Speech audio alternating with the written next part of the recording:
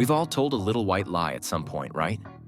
Whether it's to dodge an awkward situation, spare someone's feelings, or just because it's an automatic reaction, lying is part of being human. But have you ever wondered what's going on in your brain when you tell a fib? Turns out it's a lot more complex than just making up a story. It's a mental workout that involves creativity, quick thinking, and some serious brain power.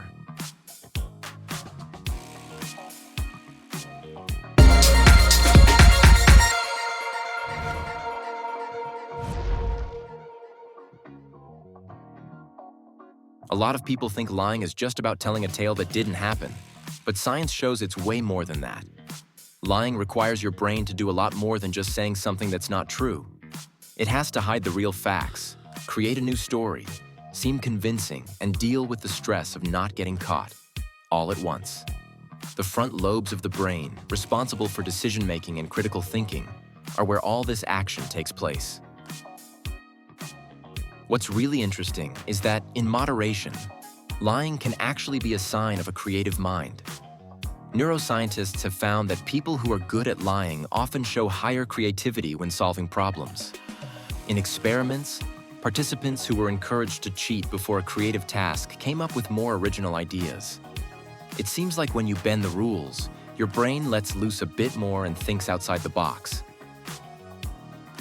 Now, social lies, like when you say you look great today or I loved the gift, are almost like social rules. They help keep relationships smooth. And when we're kids, pretending and making up stories is an essential part of development. No one's here to ruin the fun of Santa Claus or the Tooth Fairy. Imagination is key to growth, and yes, lying can be a way to build it.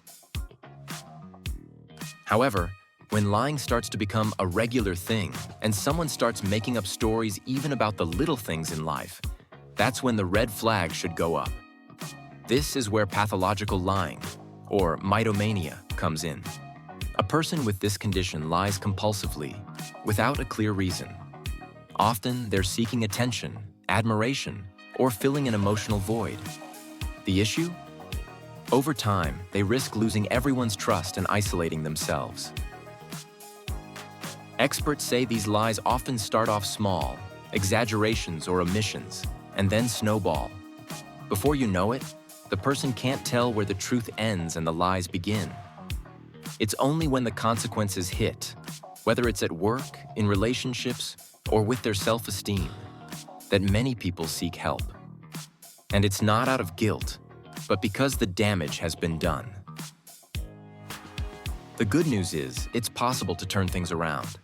Face-to-face interactions make lying harder, while the distance of online communication can make it easier to fabricate stories.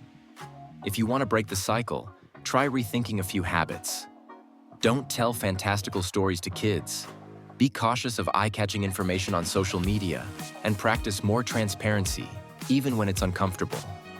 Small changes can lead to big transformations. At the end of the day, lying is a part of being human.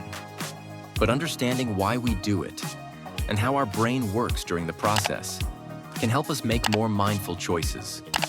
Because the truth, when used right, has a huge power to build stronger, more genuine connections. And who doesn't want that, right?